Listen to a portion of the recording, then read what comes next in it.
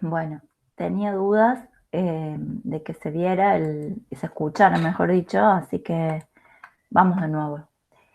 Como les decía, entonces este video es para escuchar un poco la historia. Hoy vamos a rendir un homenaje a Aplisia, un invertebrado marino conocido vulgarmente como liebre de mar.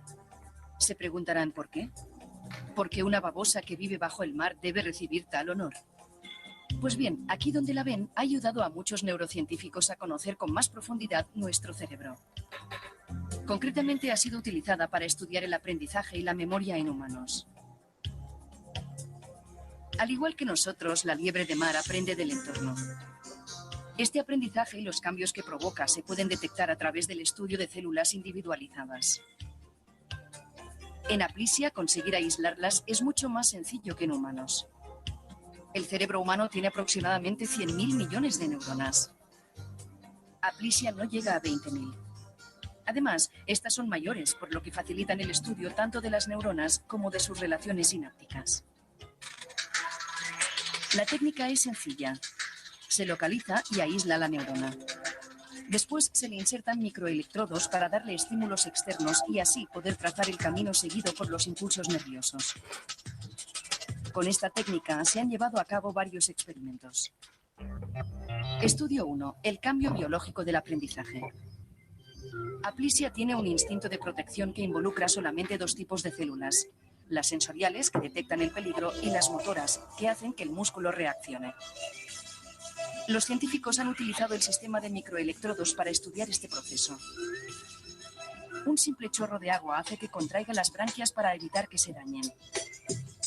Una vez aprende que el chorro no la lastima, deja de contraerlas. Tras su aprendizaje, los científicos han visto que el camino seguido durante la transmisión de la señal ha cambiado. Es decir, que hay un cambio biológico en la sinapsis debido al proceso de habituación. La primera neurona sigue detectando el chorro y no cambia su comportamiento. Pero en la sinapsis la señal se pierde, puesto que la segunda neurona no contrae el músculo, no reacciona. La sinapsis se ha modificado según lo que el animal ha aprendido, que el chorro no es dañino. Estudio 2. Proteínas involucradas en la memoria. Para saber qué proteínas están involucradas en la memoria a largo plazo, los científicos han recurrido de nuevo a las neuronas gigantes de Aplisia. Para el experimento han aplicado una serie de descargas eléctricas. Tras la sacudida, se ha observado que los animales liberan un neurotransmisor conocido como serotonina.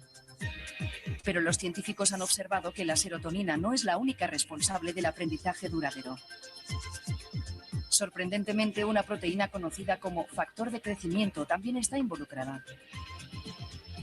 Tras bloquear una serie de receptores, los científicos han observado que estas proteínas son tan esenciales para la inducción de la memoria a largo plazo como para el desarrollo del cerebro. Los estudios con Aplisia han aportado nuevos datos sobre la plasticidad de los circuitos cerebrales y los procesos bioquímicos relacionados con la memoria. Ahora se espera que estos hallazgos puedan ayudar a encontrar soluciones para los tratamientos de la pérdida de memoria relacionados con enfermedades neurodegenerativas.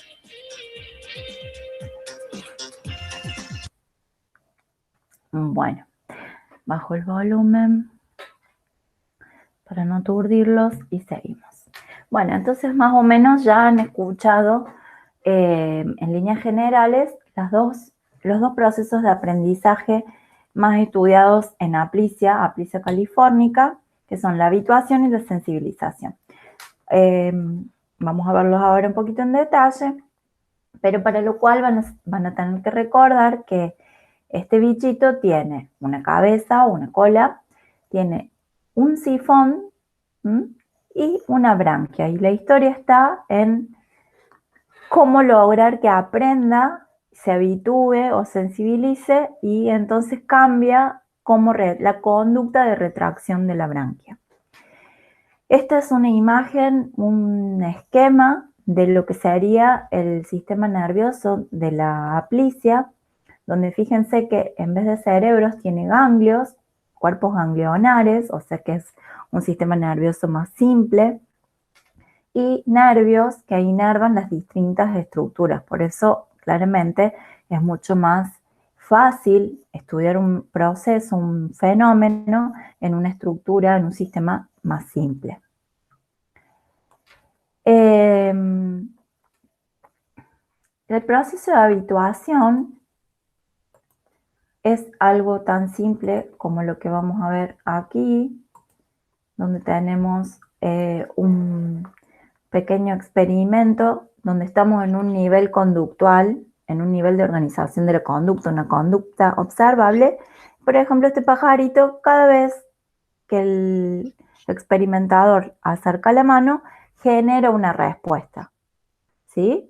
Pero fíjense qué pasa. Después de una serie de veces donde el experimentador expone el estímulo, el pajarito, digamos, suponemos ya de por sí, esta conducta es predecible, o sea, el pajarito no va a seguir generando una respuesta cuando se dé cuenta de que ese estímulo, primero no le da nada, no le genera ninguna cosa positiva, ni tampoco ninguna cosa negativa. Es un estímulo que no tiene relevancia. Entonces, una vez que lo exploró 2, 3 veces, deja de generar una respuesta. Esto es básicamente un ejemplo contundente de una conducta que se habitúa. Otra conducta que se habitúa es cuando uno se pone la ropa, en el momento que se pone la ropa todavía percibe las sensaciones en la piel de esa ropa que se puso, pero después ese estímulo deja de generar una respuesta porque el sistema se habitúa a ese estímulo. Entonces, dicho en un nivel de organización celular, cada vez que el experimento que se hizo en Aplicia es cada vez que se tocaba el sifón, ¿sí?, la branquia se contraía. Pero cada vez, si yo repetía muchos ensayos, un primer ensayo, toco el sifón, la branquia se contrae mucho. En el sexto ensayo la branquia se contrae menos y en la vez número 13 que toque el sifón, la branquia ya no se contrae. Entonces, la habituación es una transmisión sináptica donde ocurre una disminución de la fuerza sináptica o una depresión. Y claramente también está asociado a este proceso que veíamos que hay una reducción en el número de vesículas disponibles para la liberación, ¿sí? Una cosa importante a destacar es que en este proceso de habituación, si yo viera la depolarización en la neurona sensitiva, o sea, en la neurona que depolarizo cada vez que se depolariza cada vez que yo toco el sifón, esa depolarización de la presináptica, que es la sensitiva, es siempre igual, no se habitúa.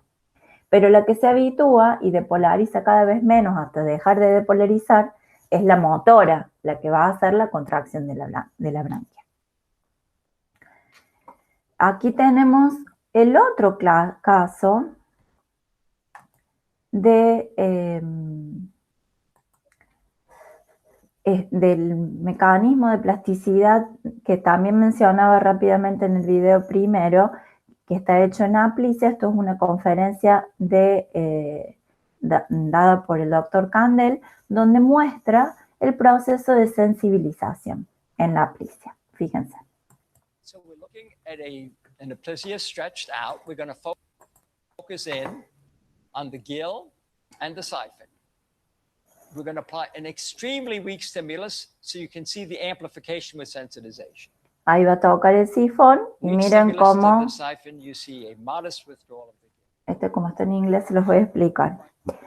Igual tienen los subtítulos en español. Fíjense, voy a retroceder.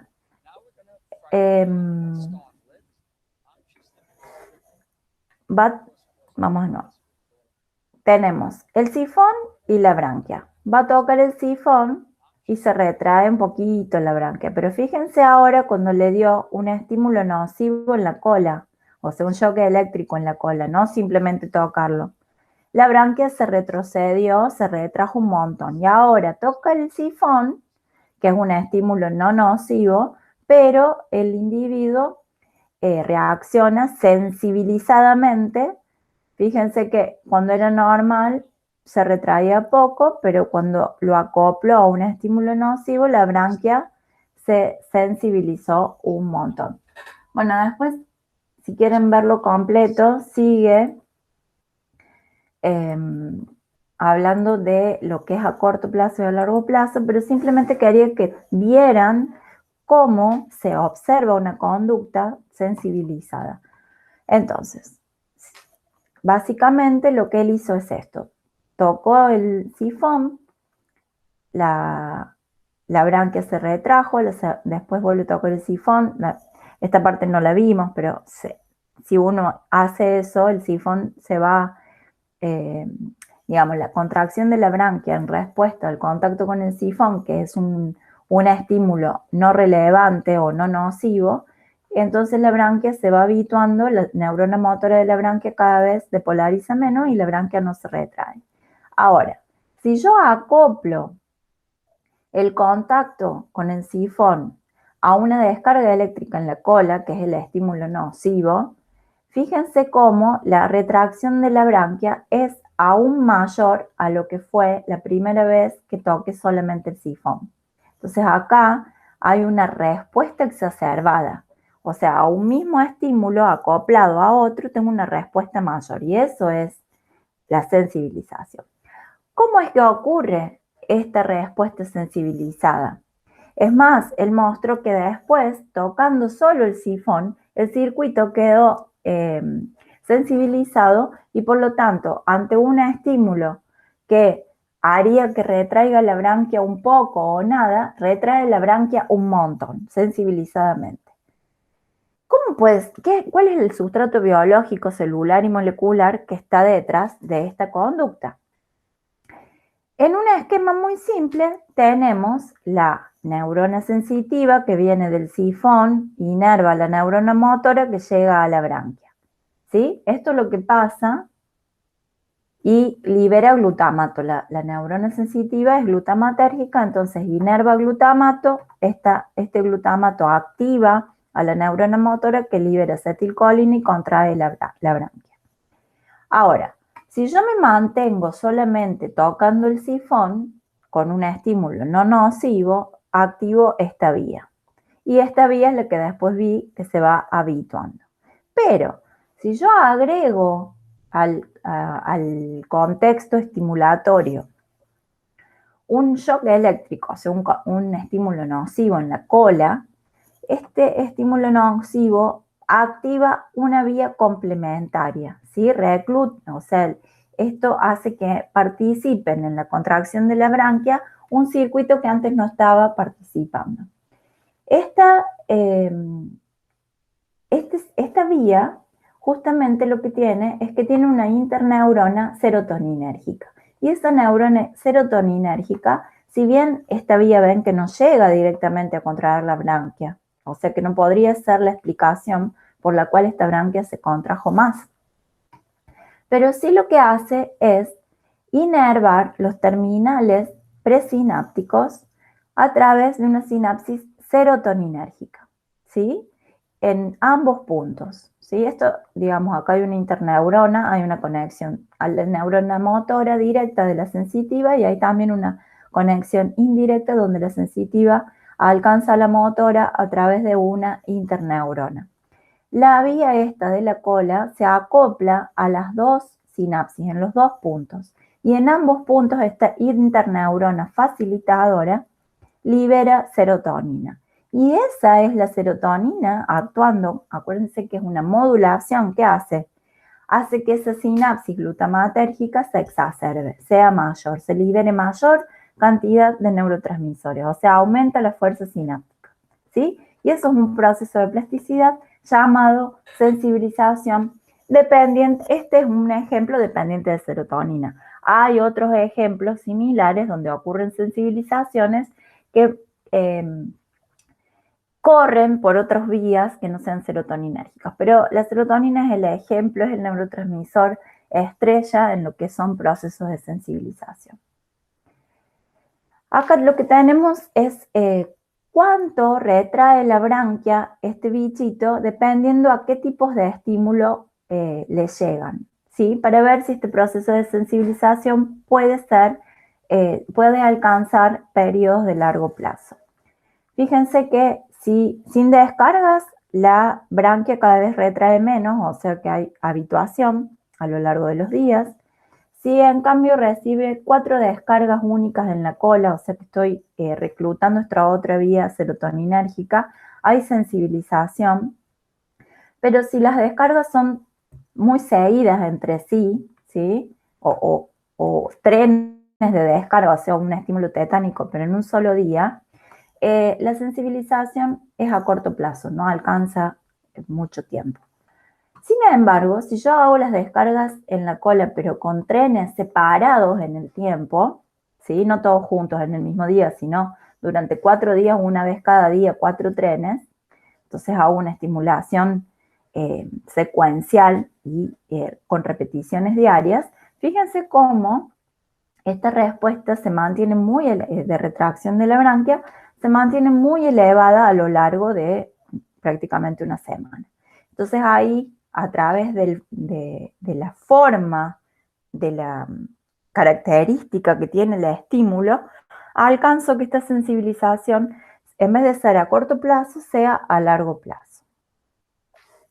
¿Qué es lo que está pasando en la intimidad de esas neuronas para que esta sensibilización sea a corto plazo o a largo plazo? Veamos el proceso que estaba en el esquema donde entraba a participar la vía serotoninérgica por haber estimulado la cola. Tenemos en celeste la neurona sensitiva, en amarillito por la despolarización pintada de la neurona motora, y acá tenemos la interneurona facilitadora, que es la que llegaba al que hace contacto axón a axón, es una sinapsis axón a axón, donde se liberaba la serotonina y era captada por el botón terminal de la neurona presináptica. La serotonina se une a un receptor metabotrópico acoplado a proteína G, ¿sí? Que en sí mismo gatilla más bien una vía de segundos mensajeros, no es en sí mismo un canal iónico, ¿se acuerdan? Entonces no fluye ningún ion por su interior, pero sí activa esta cascada. Se fosforila la adenilciclasa, se genera el AMP cíclico, que va a activar a la proteína quinasa A. Esta proteína quinasa, una quinasa es una proteína que fosforila, por eso se llama quinasa, entonces le va a insertar grupo fosfato a este canal de potasio, haciendo que permanezca cerrado. O sea, la fosforilación inactiva este canal de potasio. Si esta membrana está sufriendo un proceso de depolarización, pero de pronto se le cierran los canales de potasio, ¿qué va a pasar? La depolarización de la membrana se va a prolongar en el tiempo, porque acuérdense que la salida del potasio era la estrategia química para que la depolarización se diluyera y volviera a la membrana a su potencial de reposo. Si esto no ocurre, esta membrana se mantiene depolarizada y no puede repolarizar, no puede volver al reposo porque no está saliendo el calcio, el potasio. ¿Qué pasa? Como se mantiene la depolarización mucho tiempo, el calcio sigue entrando y entonces las vesículas se siguen fusionando y siguen liberando el neurotransmisor. Por lo tanto, esto genera reverbera el sistema y esto ocurre mucho más tiempo de lo normal. ¿Por qué? Porque esta proteína quinasa activada por la serotonina llegó a fosforilar el canal de potasio, haciendo que se prolongue el estado de polarización de esta membrana. Se libera mucho más tiempo y más cantidad de neurotransmisor y entonces la neurona motora genera una respuesta sensibilizada, contrae más. Ahora bien, ¿cómo es que este proceso hace que se genere una circunstancia que se mantenga a largo plazo. Esta neurona tampoco va a estar activada durante tanto tiempo porque es simplemente en respuesta al contacto con la cola que libera esta serotonina aquí. Va a llegar un momento donde esa serotonina va a dejar de ser un estímulo para esta neurona. Sin embargo, si esto ha ocurrido una cierta cantidad de veces, esta proteína quinasa sufre una modificación que la mantiene activa aún sin tener la llegada del mensaje que le viene vía serotonina a AMP cíclico. Y queda activa y sigue generando la respuesta sobre el canal de potasio, aún como que prolonga su actividad sin tener el estímulo de la serotonina. Y esa actividad de la proteína quinasa A, duradera en el tiempo, llega un momento donde afecta la síntesis y la expresión génica y la síntesis de proteína. Esta vía de la PKA activada por la serotonina tiene la capacidad de activar un gen que va a sintetizar esta proteína, ubiquitina hidrolasa. Y esta es la proteína que va a hacer que la PKA se mantenga activa cuando ya esta vía se apague, ¿sí? Entonces ahí se generó un mecanismo molecular que se mantiene en el tiempo aún sin presencia del estímulo, por eso se hace un proceso a largo plazo. Otra cuestión que conlleva a esta persistencia de la actividad de PKA es que también va a generar un cambio en la expresión génica y se va a empezar y se va a activar y se va a sintetizar esta proteína CREP. Siempre que hablemos de situaciones de plasticidad a largo plazo, va a estar esta proteína CREP presente, participando.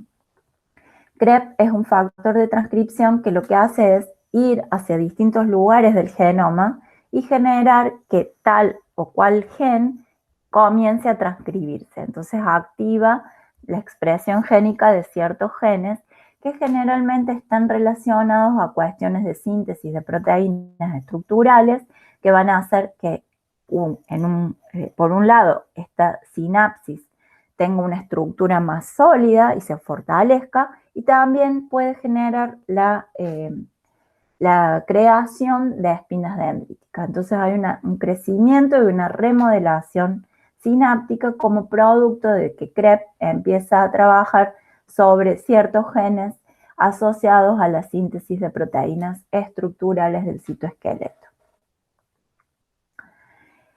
Ahora bien, estos son como habituación y sensibilización, son estos mecanismos que ocurren en invertebrados de procesos de aprendizaje simples. Sin embargo, la apicia no tiene hipocampo, pero los mamíferos tienen hipocampo. Y se ha observado en esta estructura estos procesos como más sofisticados de plasticidad, que están íntimamente asociados, ya que ocurren en el hipocampo, que ya vamos a ver que es una estructura protagonista de lo que es el aprendizaje y la memoria, pero ya lo deben haber escuchado, que es capaz de sufrir procesos plásticos en ambos sentidos, tanto en la potenciación a largo plazo como en la depresión a largo plazo, o sea, procesos donde hay un aumento en la fuerza sináptica y en donde hay una disminución en la fuerza sináptica. Claramente, como todo en la naturaleza, tienen que existir procesos que generen que sean antagonistas, como hemos visto en tantos otros casos, para que existe un equilibrio y no haya una saturación de un proceso por sobre el otro que genere una cosa que no sea adaptativa. Si yo solamente genero, el hipocampo tuviera solamente la capacidad de generar procesos de potenciación a largo plazo, llegaría un momento donde ya se saturaría, estaría todos los LTP hechos y no habría más plasticidad, ¿sí? En cambio, la depresión va a deshacer procesos de potenciación para que se vuelva a construir en otro sentido y de esa manera, en ese más menos, continuar preservando la capacidad plástica del perdón. Soy tan desconfiada de que me olvido si estoy grabando. Ay, qué difícil. Ojalá que volvamos pronto a la presencialidad. Bien. Entonces, el hipocampo sufre estos dos procesos antagónicos que mantienen este equilibrio para preservar la potencialidad plástica de la estructura. El hipocampo está conformado por un circuito trisináptico, ¿sí? Es como una zona de la corteza bastante, digamos, una corteza como primitiva, que en vez de tener 6 capas, bueno, ya vieron que tiene solo 3,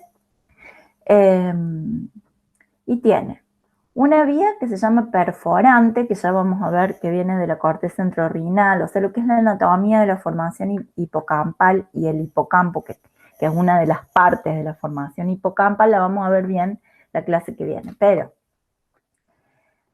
tenemos que mencionar esto ahora. Tenemos la vía perforante, que viene de la corteza entorrinal e inerva a células granulares del giro dentado. Estas células granulares mandan sus acciones hacia la región CA3 o cuerpo de Hammond CA3, donde hace sinapsis con una neurona piramidal. Esta neurona piramidal emite sus axones hacia la región CA1, donde se encuentra con otra célula también del tipo piramidal. Entonces, acá hay una sinapsis, otra sinapsis y otra sinapsis. Esas 3 sinapsis son capaces de sufrir estos procesos que vamos a mencionar. Una cosa, esta es la vía perforante, esta es la vía musgosa y esta es la colateral de Schaffer, que es como la más estudiada. Entonces vamos a hablar mucho de la colateral de Schaffer. Acá tenemos el mismo esquemita que teníamos en la diapositiva anterior para que veamos cómo fue el diseño experimental donde se hicieron los primeros trabajos para descubrir este proceso de potenciación a largo plazo. Este proceso lo describió por primera vez un científico noruego en los años 60 y lo que hizo fue tener un setup con una rebanada de hipocampo donde conectó los electrodos en distintos lugares del sistema. Puso un electrodo de estimulación en una neurona de la colateral de Schaffer y otro electrodo para estimulación en una segunda neurona de la misma colateral, que inervaban las dos a la misma neurona, ¿sí? De la piramidal, de la CA1. Entonces, de esta manera tenía como 2 carriles. A un carril le iba a hacer una cosa, a otro carril le iba a hacer otra cosa, y iba a ver cómo respondía la neurona que estaba en el CA1, que es este electrodo de registro, para ver la respuesta en esta neurona. De esta manera podía tener una vía control y una vía experimental. Entonces, lo que hizo fue, por ejemplo, establecer un estímulo del tipo tetánico, de alta frecuencia. Entonces, ver si él inducía el estímulo tetánico en la vía número 1, ¿qué veía?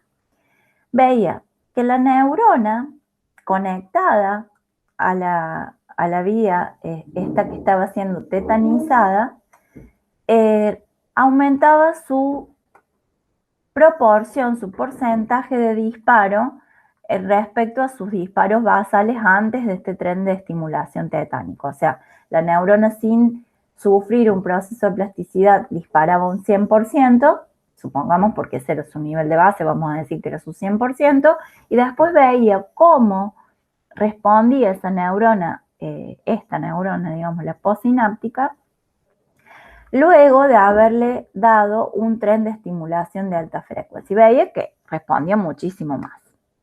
Ahora, la neurona, cuando era estimulada por la vía 2, que no había tenido el tren tetánico, continuaba respondiendo como siempre, digamos, sin plasticidad. Entonces él observó, acá tenemos un poco lo mismo, si yo tengo en la vía 1 sufro le doy un patrón de disparo de alta frecuencia, un estímulo tetánico, veo cómo la neurona antes del estímulo disparaba de una manera y después de ese estímulo ya cambió su cantidad, su potencia de disparo. O sea que sufrió un LTP. En cambio, la vía que no sufrió esa tetanización, ese estímulo no estuvo expuesto al estímulo tetánico, yo le doy un estímulo a tiempo 1, la neurona responde de una manera, y a tiempo 2, como en el medio no le pasó el estímulo tetánico, responde de la misma manera. O sea que, ¿qué quiere decir? Que lo que está ocurriendo acá, el LTP que le está ocurriendo a esta neurona, es específico del tipo de información que le está llegando y no se generaliza hacia la otra neurona, hacia la otra sinapsis. ¿Sí? Entonces, bien, entonces, bueno, él describió la potenciación a largo plazo y se empezó a estudiar en detalle este proceso. Y se descubrió que la potenciación a largo plazo tiene ciertas características, propiedades que lo definen. No cualquier proceso de plasticidad en el hipocampo se puede decir que es un LTP, sino que tiene que cumplir con ciertas características específicas. Una es lo que se llama el apareamiento. ¿Qué es el apareamiento? Esta es la sinapsis que se está estudiando, estamos estudiando el proceso de LTP que está ocurriendo en esa sinapsis. Para que esa sinapsis sufra LTP, lo que se descubrió que tiene que haber es una estimulación en la presináptica acoplado con una estimulación en la postsináptica. Lo que es un poquito lo mismo a esta estimulación tetánica, porque piensen, si en la estimulación tetánica yo tengo muchos estímulos muy juntos en el tiempo, porque es de alta frecuencia, cuando el estímulo 2 llegue a la neurona postsináptica todavía está en la depolarización generada en el potencial postsináptico generado por el estímulo 1. Entonces se acoplan dos estados de despolarización, el que fue generado por el estímulo 1 más el generado por el estímulo 2.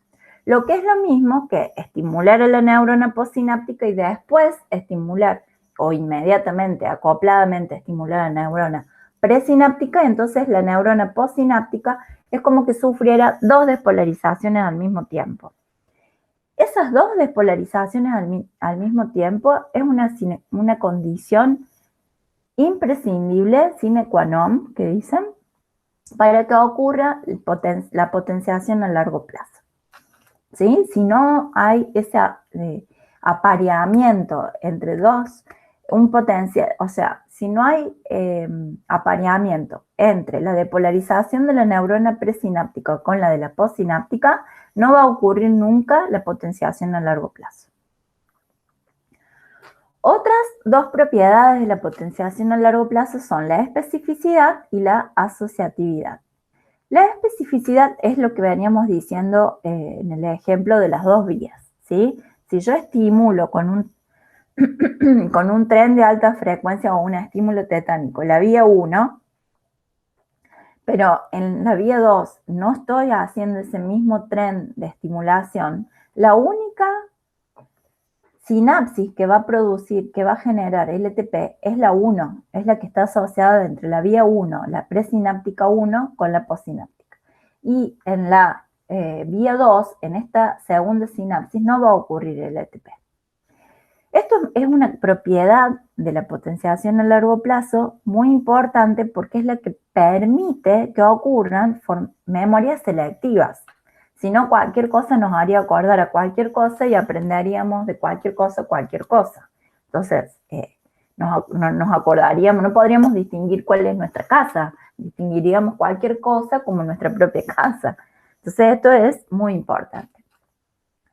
Y también otra propiedad de la potenciación a largo plazo es la asociatividad, ¿sí? Acá teníamos que la vía 2 estaba inactiva, entonces está apagada esa sinapsis, no está andando, acá no pasa nada. Pero ¿qué pasa si a la vía 1 le ponemos como siempre nuestro estímulo tetánico, pero en la vía 2, en el mismo momento que estimulamos la vía 1 con un tren de alta frecuencia, estimulamos la vía 2 con una estimulación suave? En el mismo momento.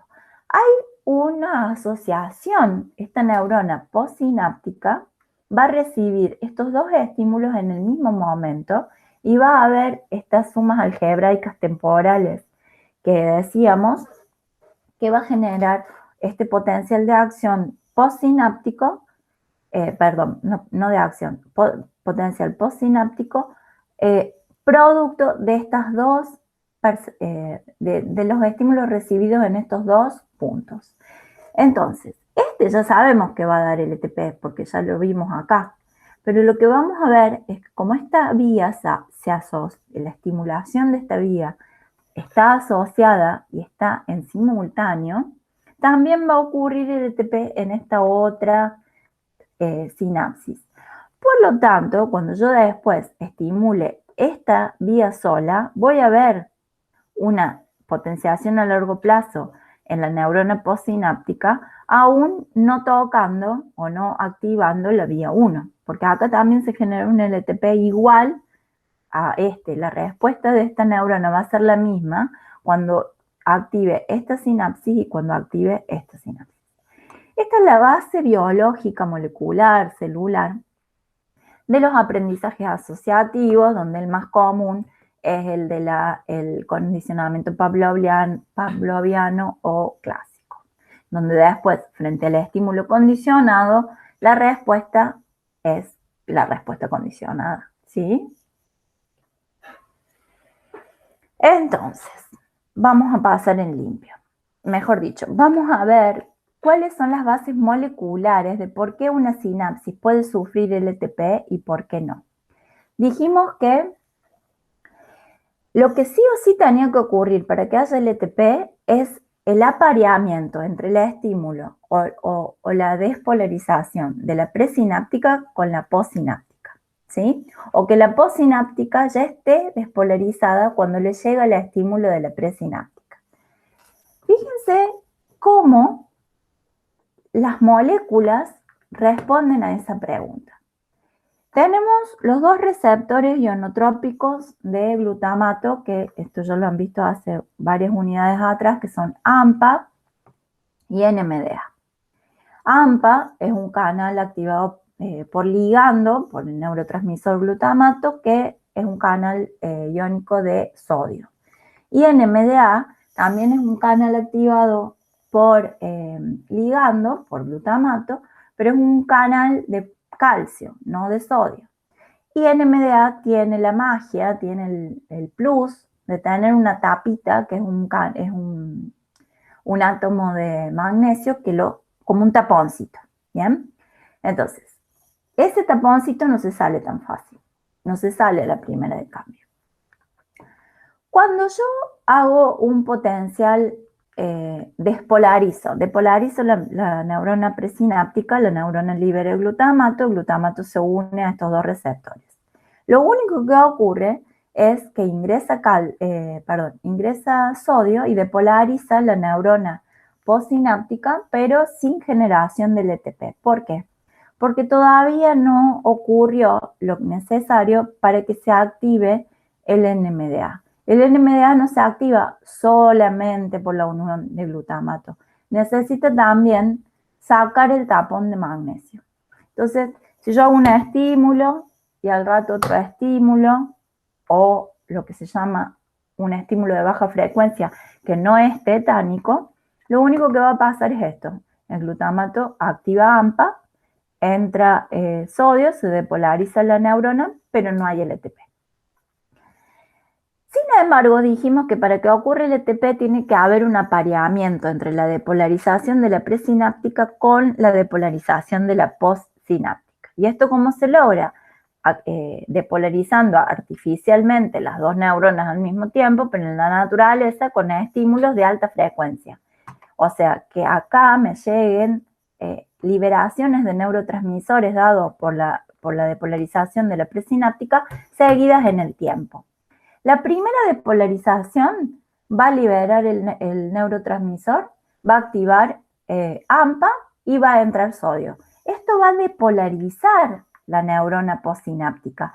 Y si mientras esta neurona está depolarizada ocurre otra liberación, otra tanda de liberación de neurotransmisor, ese neurotransmisor sí va a lograr que active NMDA, porque además la depolarización de esta neurona ya dada previamente va a facilitar la liberación del magnesio y va a destapar al taponcito este del receptor NMDA, y entonces el glutamato que llega ya en la segunda tanda de depolarización de la presináptica, ahí sí va a lograr unirse a un NMDA capaz de activarse. Y esa activación de NMDA va a generar un influjo de calcio, y es el calcio, la señal intracelular de la cual depende la generación del LTP. Entonces, si los estímulos están separados, solamente participa AMPA. Cuando los estímulos están muy juntos, esas depolarizaciones sincronizadas de la pre y la postsináptica logran destapar NMDA, sacarle el magnesio, y entonces ahí se activa NMDA, y el ingreso de calcio es el puntapié inicial para el LTP. Entonces, podemos decir que para que ocurra LTP, o sea, la inducción, la generación del LTP depende del NMDA y el mantenimiento depende de AMPA. ¿Por qué? Estamos acá, se activó, logró la neurona sacar el taponcito de magnesio y entró el calcio por el NMDA. El calcio va a activar esta cascada intracelular que involucra la calmodulina, que es una quinasa que fosforila, y la proteína quinasa C, que también es una enzima que fosforila sustratos. La fosforilación que pueden generar estas dos proteínas va a lograr que el AMPA, que estaba guardadito en el interior del citoplasma de la neurona postsináptica, se exteriorice y se inserte en la membrana. Y entonces, este proceso de LTP lo que genera en última instancia es que haya más cantidad, más densidad de receptores AMPA en la membrana expuestos a la hendidura.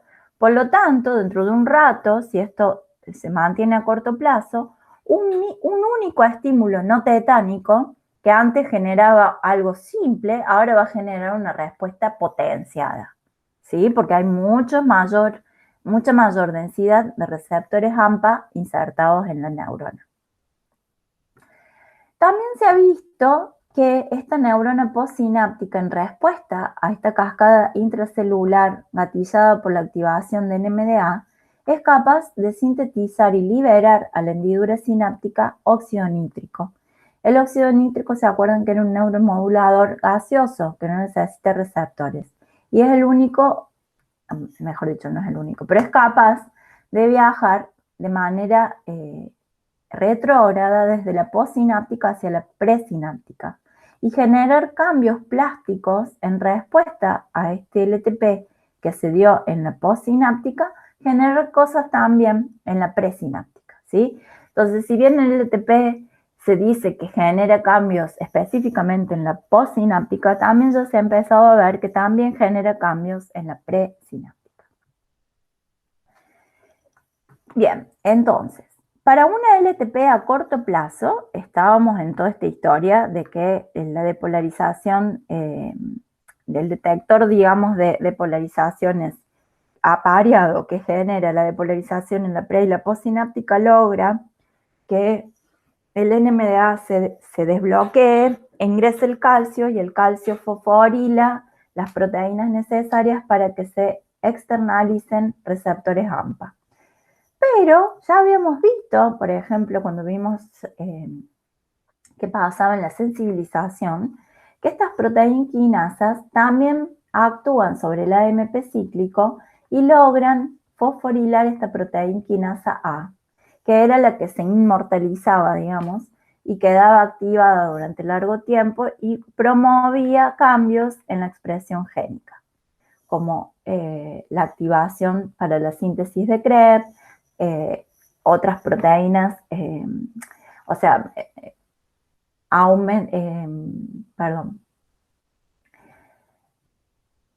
genera cambios de expresión en el ADN para que genes involucrados en la síntesis de proteínas estructurales del citoplasma y de la membrana se empiecen a activar y a sintetizar.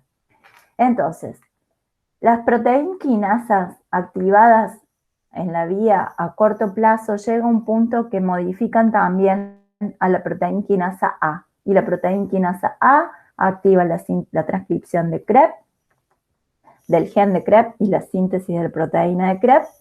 Y eso genera otros cambios en la expresión del ADN que finalmente llevan a síntesis de proteínas estructurales y hay una remodelación de las espinas dendríticas. Esto es la parte donde el LTP genera cambios donde yo los puedo detectar en una imagen que yo les dije al principio. O sea que es algo a largo plazo. Fíjense, por ejemplo, esta espina dendrítica antes de sufrir LTP tiene solo ahí una espinita. Sin embargo, después de sufrir el LTP, o sea, todo este proceso de activación de NMDA a corto y a largo plazo, terminó generando, remodelando una nueva espina dendrítica. Y eso es evidencia de LTP a largo plazo. Entonces, bueno, acá tienen varias imágenes. Esto es una representación esquemática, fruto de una simulación de espinas dendríticas que están súper caracterizadas, las formas, si tienen forma de hongo, forma de brazo, forma de el largo del cuellito, todo. Y acá tienen micrografías electrónicas. ¿Ven? Antes del LTP no hay espina dendrítica y después del LTP aparecen dos espinas dendríticas nuevas. O sea que hay remodelación de las espinas. Bueno, más de lo mismo, más imágenes. Fíjense cómo las dendritas se hacen como más peluditas, ¿ven? Producto de la cantidad de espinas dendríticas. Vimos entonces que hay algunos puntos moleculares en común entre la potenciación a largo plazo y la sensibilización. Ambas pueden ser a corto plazo y a largo plazo, y ambas convergen en cascadas intracelulares donde participa pKa, proteína quinasa A y Krebs. Bien. Por otro lado, se ha visto que hay algunas sinapsis que se las llama silenciosas. ¿Por qué? Si yo estimulo, esta neurona es la postsináptica y está en potencial de reposo, menos 65 milivoltios, está en reposo la postsináptica. Yo estimulo la presináptica, pero la presináptica no llega a depolarizar a la postsináptica. Sin embargo, si yo hago un cambio, genero un cambio por el cual la postsináptica esté previamente depolarizada, cuando depolarizo la presináptica libera el neurotransmisor y esa sinapsis sí genera un potencial de acción en la postsináptica que estaba previamente depolarizada, por ejemplo, en más 55 milivoltios. ¿De qué les habla? ¿A qué les hace acordar esta cuestión de que la neurona postsináptica tenga que estar ya depolarizada para poder sufrir un potencial de acción?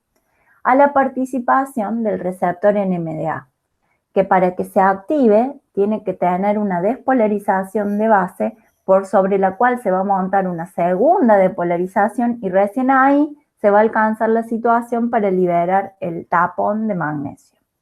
Y efectivamente eso es lo que ocurre. Cuando la sinapsis es silenciosa, o sea, este caso que nos dice que solamente va a depolarizar cuando ya esté previamente depolarizada, nos está hablando de que en esa membrana solamente hay NMDA. Cuando se genera esta situación de apareamiento entre dos situaciones de depolarización sincrónicas, se destapa, se sale el magnesio y se activa NMDA, y entonces la neurona finalmente logra tener su primer potencial postsináptico. Esto desencadena como que esa neurona se prende, se activa, vive, empieza a vivir, digamos.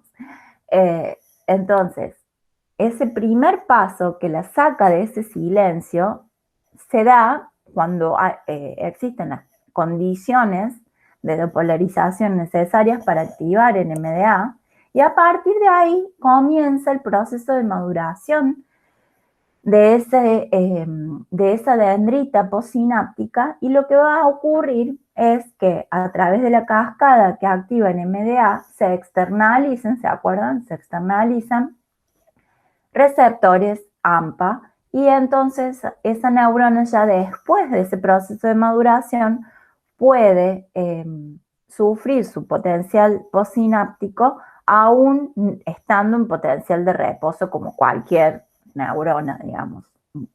Se transforma en una neurona normal, no silenciosa.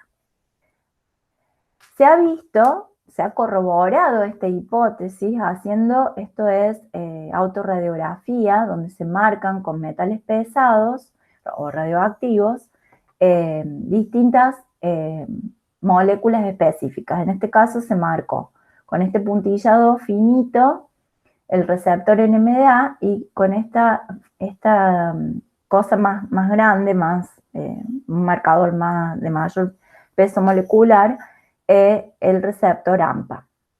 Y acá tenemos la neurona presináptica, la postsináptica y la hendidura sináptica, separándolas por una distancia muy, muy pequeña. Cuando se hizo este estudio, esta marcación en animales juveniles o inmaduros, se vio que solamente se encontraba NMDA, no hay marcación para AMPA.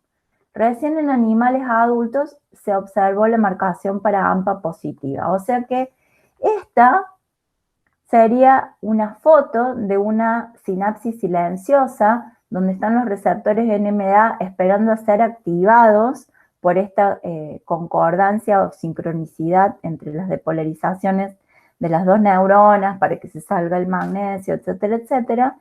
Y una vez que esta neurona silenciosa rompe el silencio, digamos, por primera vez, comienza su proceso de maduración, expone, externaliza sus receptores AMPA y finalmente entonces se transforma en una sinapsis no silenciosa, madura, común y corriente.